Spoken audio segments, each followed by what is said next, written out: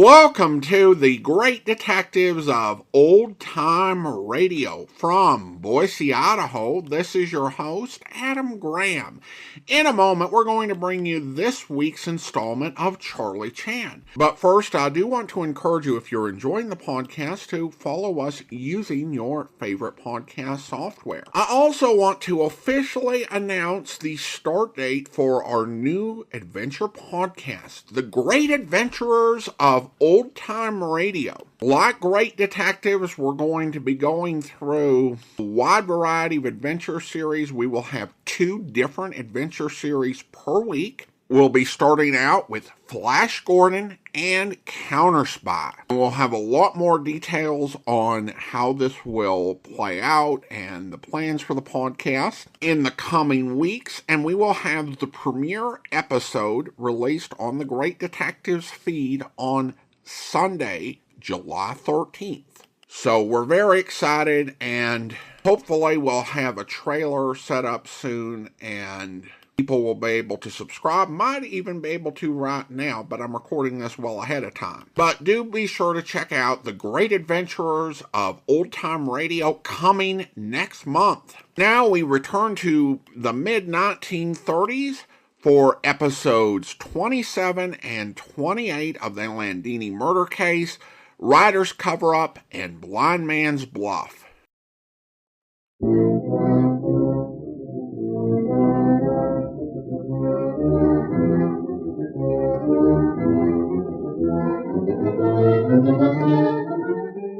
The most delightfully fascinating character in the realms of mystery, Charlie Chan.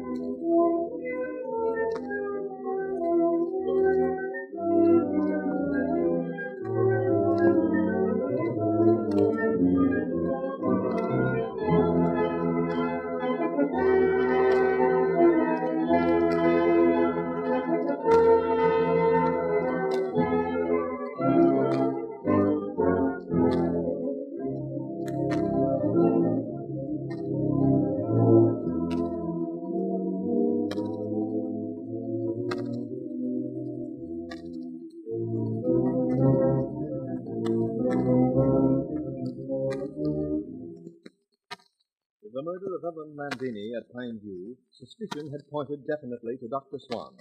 But Swan's murder left the case wide open with everyone at Pine View a possible suspect. Charlie Chan, knowing that several of those present are lying about their activities the night of Landini's murder, tells the various guests to take their places at the different locations they occupied when they heard the fatal shot. A reenactment of the crime. In rapid succession, Charlie Chan questions the guests. And now, in the seclusion of the study, he discusses the results with Sam Holt, Don Holt, the sheriff, and pretty Leslie Beaton.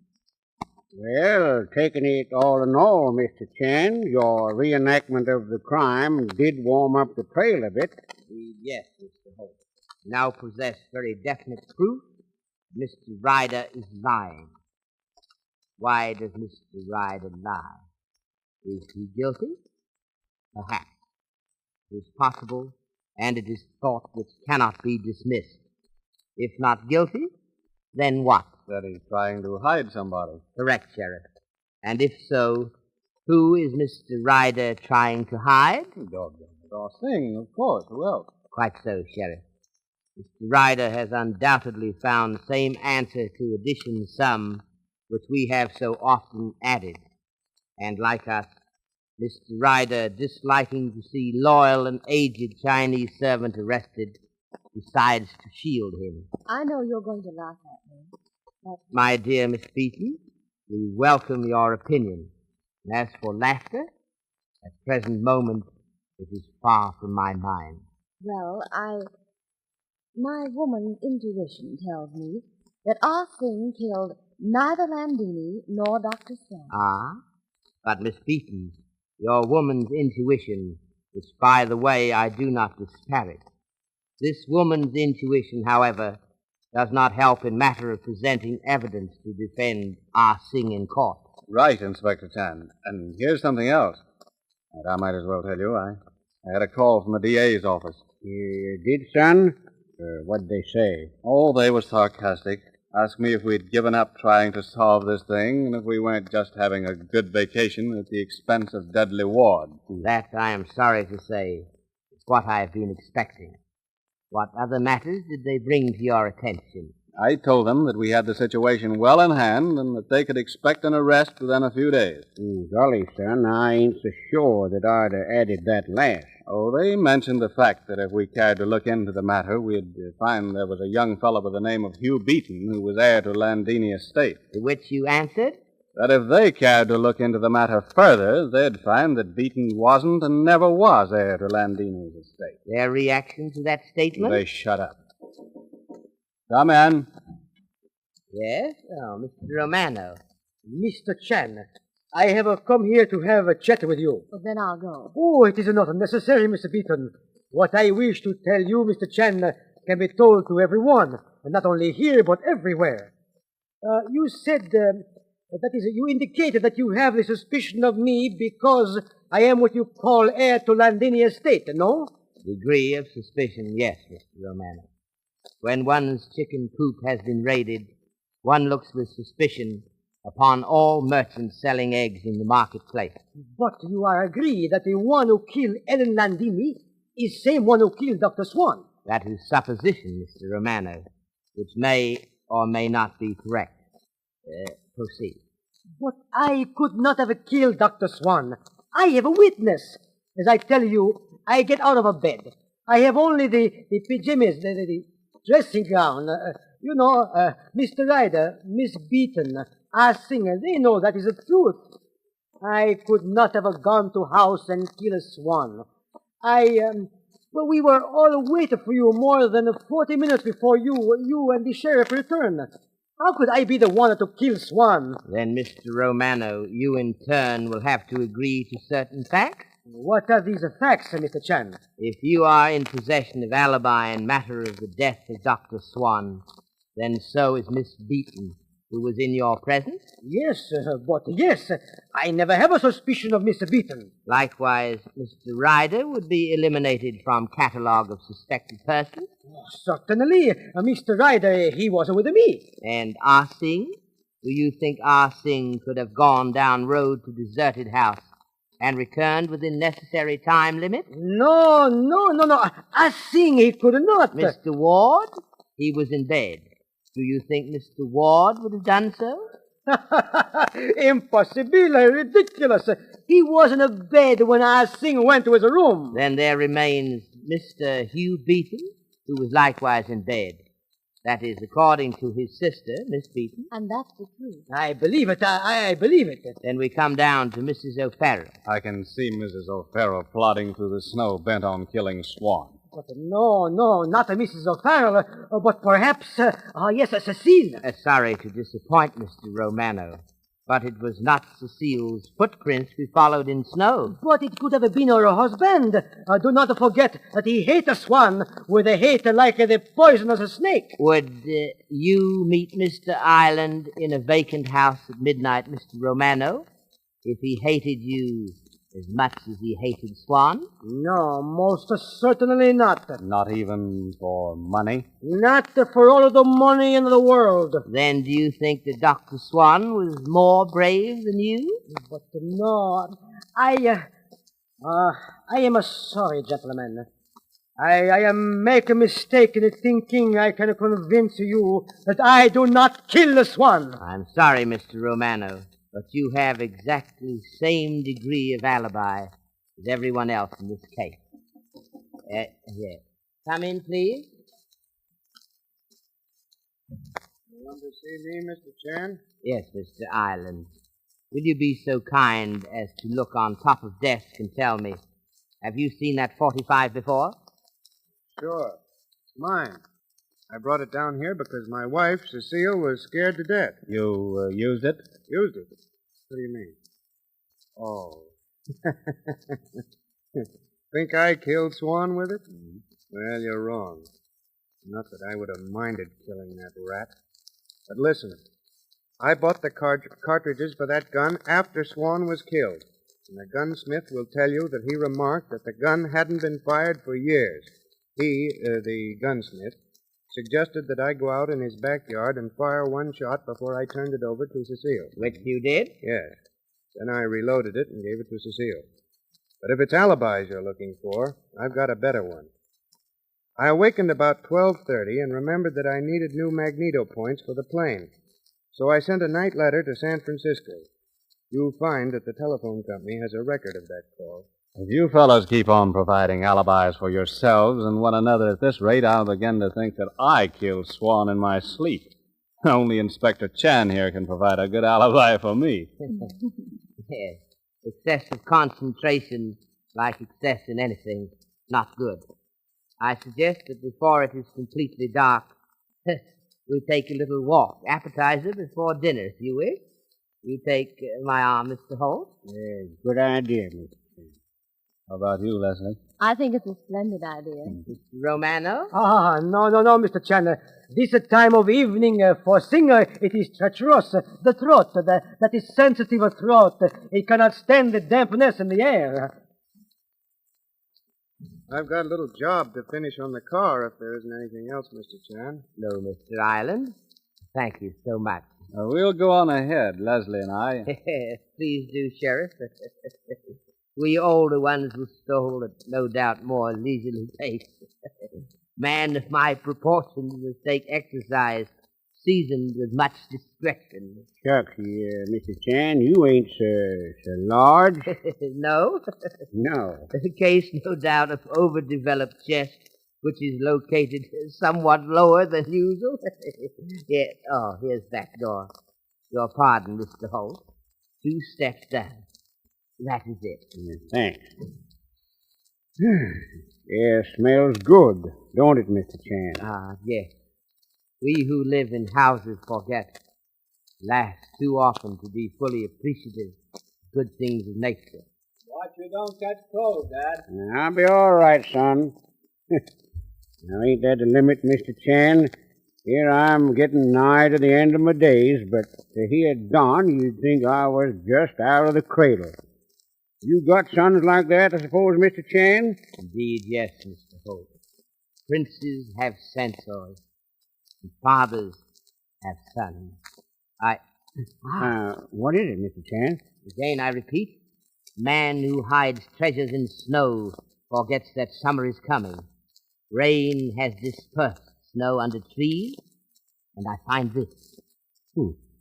Yeah, feels like a piece of bark. It is a piece of bark, Mr. Holt. Still, I can't... Say nothing, Mr. Holt. Night after dark, with the assistance of your son, we shall forge one more link in chain. Or perhaps I should say, we shall weave one more strand in rope, which will in finish avenge death of Madame Landini. The sheriff, Don Holt, Leslie Beaton, and Charlie Chan are in the study when the sheriff turns to the Honolulu detective and reminds him of one of Romano's remarks. You know, Inspector, I've been thinking a good deal about Romano's remarks that Cecile or Ireland could have killed Swan. Yes, Sheriff? It's quite true that the footprints we followed weren't Cecile's, but it's been done before. Cecile could have been wearing someone else's shoes. I agree with possibility, but frankly doubt that that possibility is correct one. You see, Sheriff, we are dealing with a murderer who is more than ordinarily clever person. Not being wishful of casting any reflection upon Cecile's intelligence, but I doubt her capacity is of sufficient greatness to have perpetrated both murders without leaving more in nature of clues. I suppose that's right, Inspector. Don't you think we really ought to question Cecile? You are quite correct, Sheriff. And when we have finished questioning Cecile, I have little game of blind man's buff I wish to indulge in with restive groups. Blind man. Stop. You shall observe faces while I engage in putting apparently innocent questions regarding natural history. Whatever you say, Inspector, even if I don't understand it. I'll fetch Cecile. Very good, Sheriff. Oh, Leslie. Oh, John.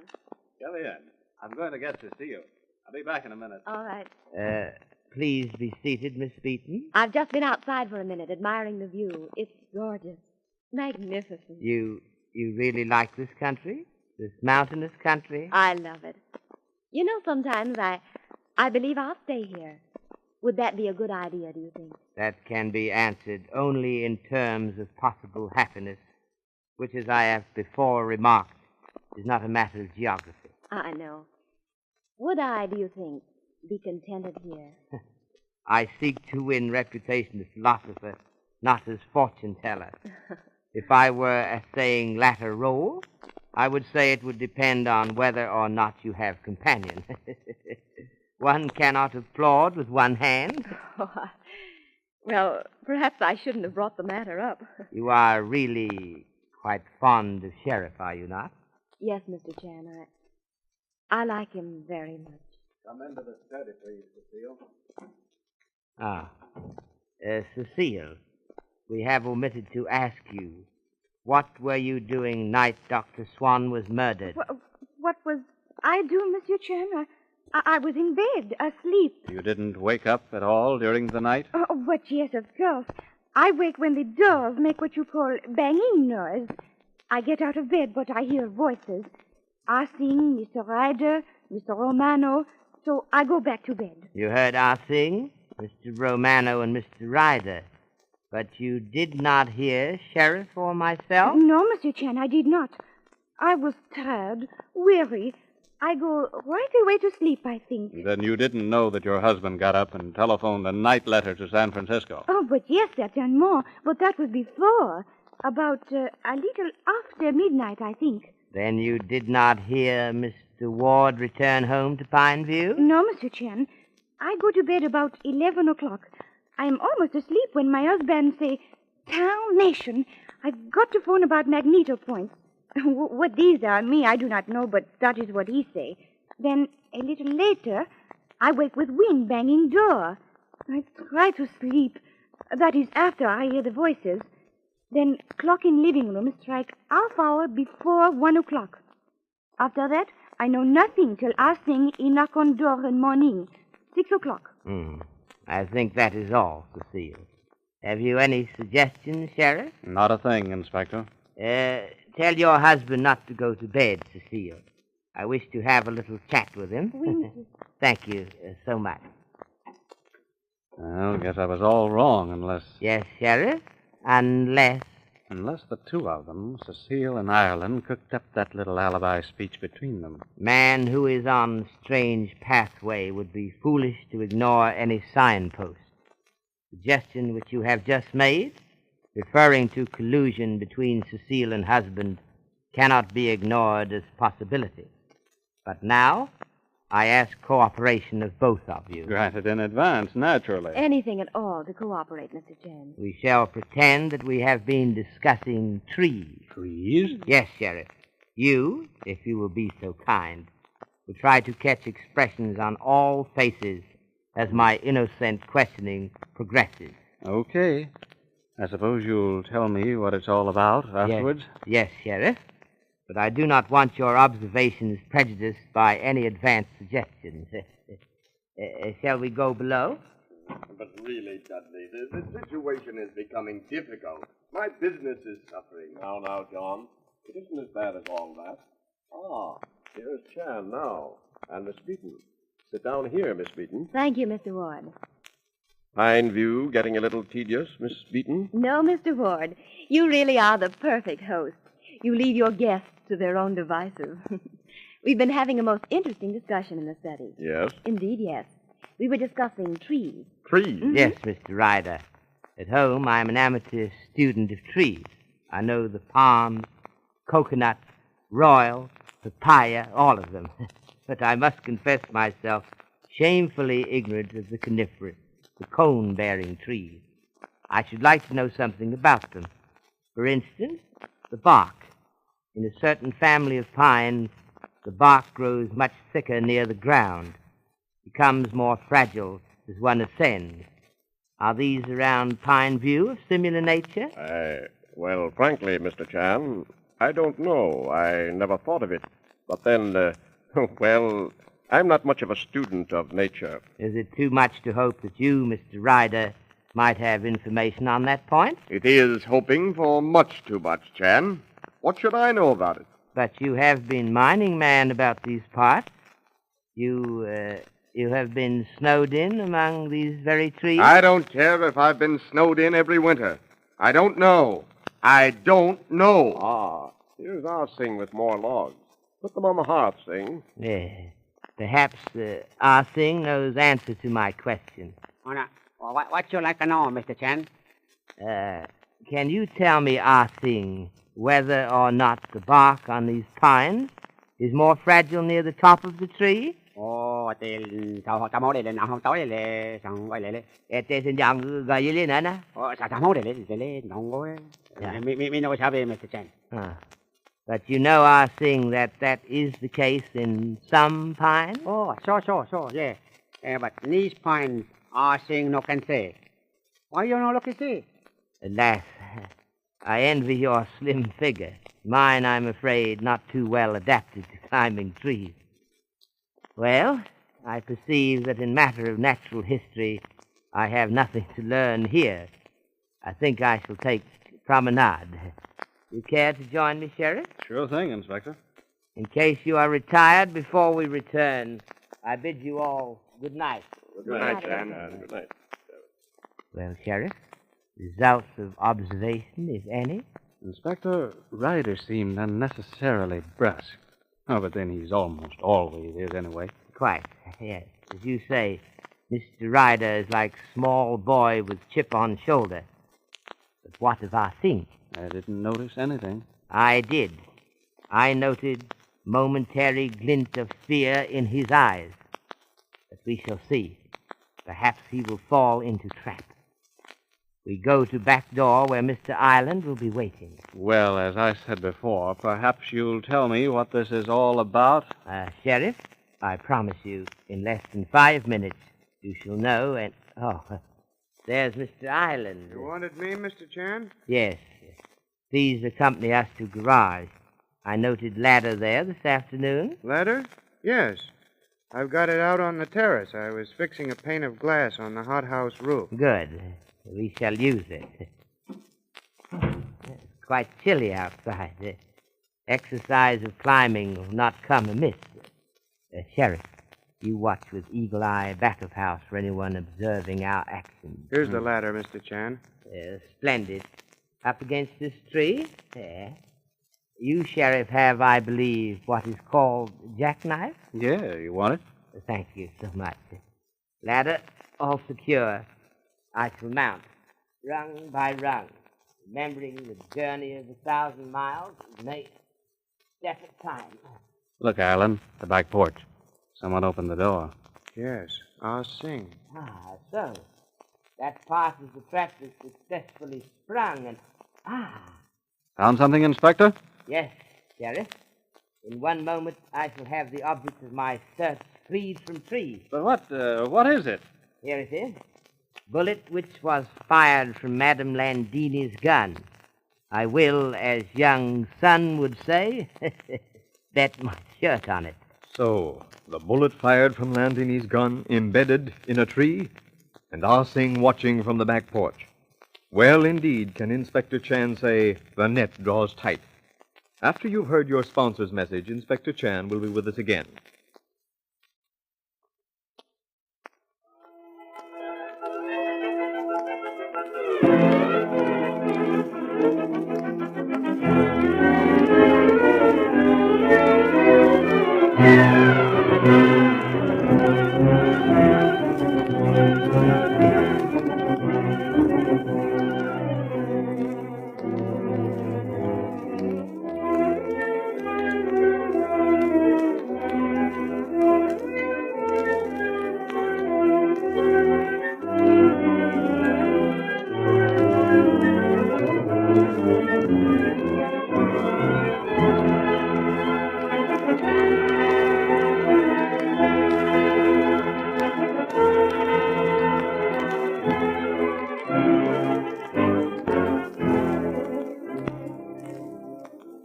Mr. Chan. These little gems of Chinese philosophy are much appreciated. I knew you'd be pleased to learn that. I am honored as well as pleased, Mr. Wilson. Some men strive for riches and find the flavor of their success bitter to the taste. Other men desire power, but find that in their very strength they have disclosed their weakness. Still more seek fame, only to learn that fame and bitterness go hand in hand. If man can look back on life's work and find that he has been trusted, that, my friend, is life's greatest reward.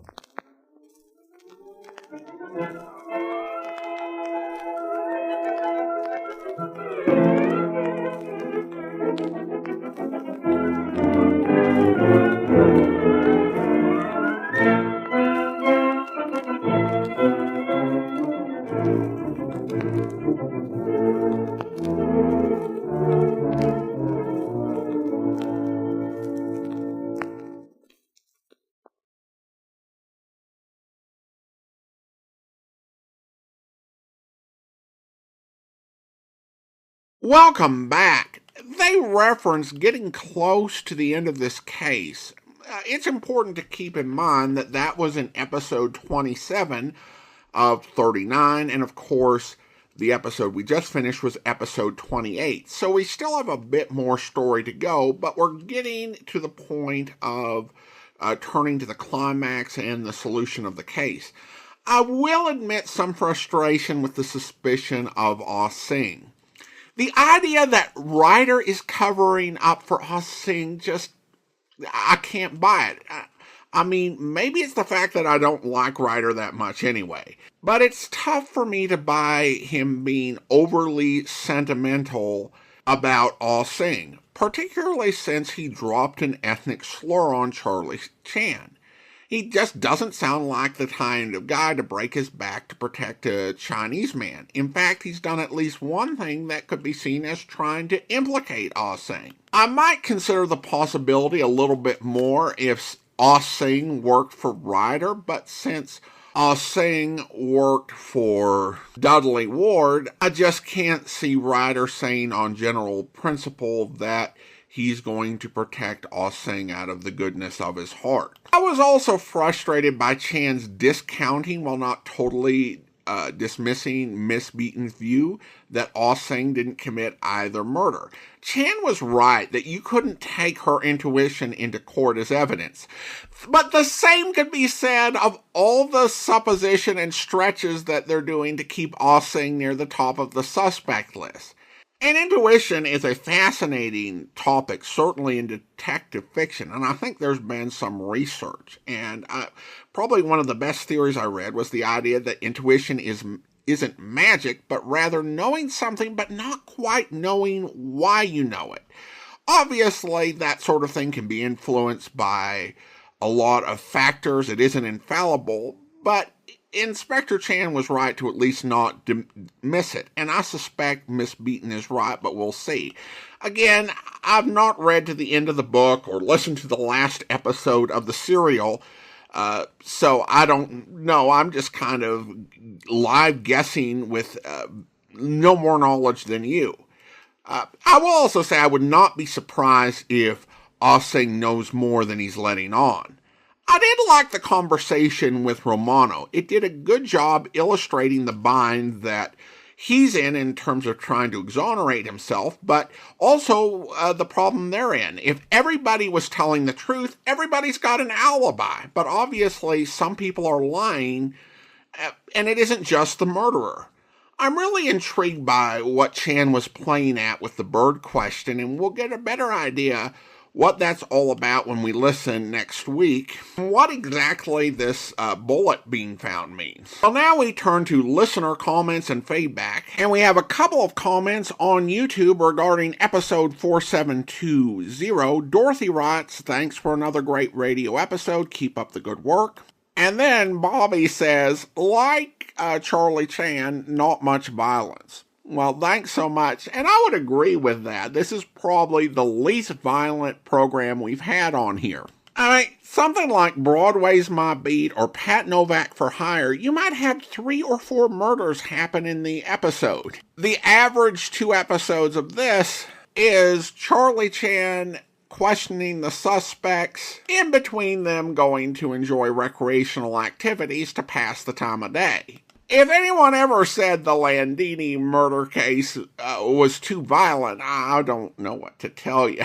I will say once we get into some of the self-contained episodes, there's a bit more action. Nothing like many of the other hard-boiled programs we feature. All right, well, let's go ahead and thank the Patreon supporter of the day, and I want to thank Real Udon Noodle, Patreon supporter since December, currently supporting the podcast at the Shamus level of $4 or more per month. Thank you so much for your support. And that'll do it for today. We'll be back next Tuesday with the next 2 chapters of the Landini murder case. But join us back here tomorrow for Broadway's My Beat, where... Say something to me, so I'll know you're working. I'm working, Mr. Chelsea. I walk around and observe and jot little things down in this little book, and that's what I get paid for. You don't care, do you? What do you care if someone's been killed, slashed to death? Show me a body, and I'll help you weep. If you'd only listen to me. Stop walking around and hear what I've got to say. All right. Go ahead, Mr. Chelsea. Something's happened to Celia. Celia Jordan, that's the name, isn't it? So I'll know. Why don't you pay attention? Look at those spots over there. Blood. I'd say they were blood. Drunks have a habit of getting themselves nicked. I can show you statistics. Something's happened to Celia. Mr. Chelsea, why are you here? What are you doing in this apartment? I asked you that 10 minutes ago, and you told me something's happened to Celia. What are you doing here? I had a date with her tonight. I have one with her almost every night. I see. Is this Miss Jordan's photograph? She's young, about 22, I'd say. But then I'm not very good on guessing ages.